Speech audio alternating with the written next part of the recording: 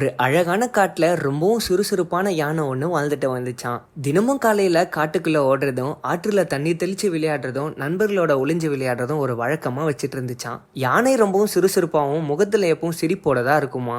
அப்படி ஒரு நாள் வெயில் வெளிச்சத்துல யானை விலங்குகளோட குழுவில் அமர்ந்து விலங்குகளை கவனிச்சிட்டு இருந்துச்சான். பறவைகள் சிலித்துட்டு இருந்துச்சான், ஆமைகள் நிழலில் ஓய்வெடுத்துட்டு இருந்துச்சான், குரங்குகள் அமைதியா அரட்டடிச்சிட்டு இருந்துச்சான்.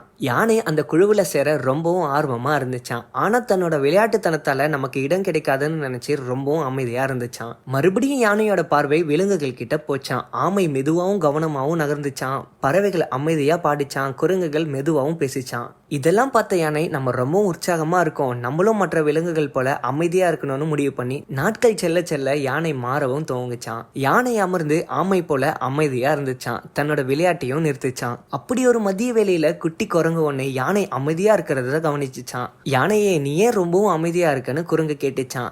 யானை பெருமூச்சு விட்டு, நான் இப்படி இல்லைன்னா இந்த குழுவில் பொருந்தாதவனா இருப்பேன், ஏன்னா எல்லாரும் அமைதியா இருக்காங்க, நான் ரொம்பவும் சுறுசுறுப்பாகவும் விளையாட்டுத்தனமாகவும் இருக்குன்னு சொல்லிச்சான். இதை யோசிச்சு பார்த்த குட்டி குரங்கு, யானையே, உன்னோட சுறுசுறுப்பு தனம் தான் உனக்கு அழகே, நீ உன்னை மட்டும் இல்லாம எல்லாருக்கும் மகிழ்ச்சி தர உன்னோட விளையாட்டுத்தனம் எங்க எல்லாருக்கும் பிடிக்கும்னு சொல்லிச்சான். யானையோட கண்கள் இதை கேட்டு ஒளிரவும் துவங்கிச்சான். குரங்கோட வார்த்தையை கேட்ட யானை நம்மளோட சுறுசுறுப்பு தனம் தான் தன்னோட பரிசுன்னு உணர்ந்து மறுபடியும் விளையாட்டுகளை விளையாட துவங்கினது மட்டும் இல்லாம விலங்குகள் கூட மகிழ்ச்சியா இருந்துச்சான். அன்னையில இருந்து காடே மகிழ்ச்சியால நிறைஞ்சிச்சான். குழந்தைகளே, இந்த கதையில இருந்து நம்ம கத்துக்க வேண்டியது என்னன்னா, உங்களை மற்றவர்கள் கூட ஒப்பிடவே கூடாது.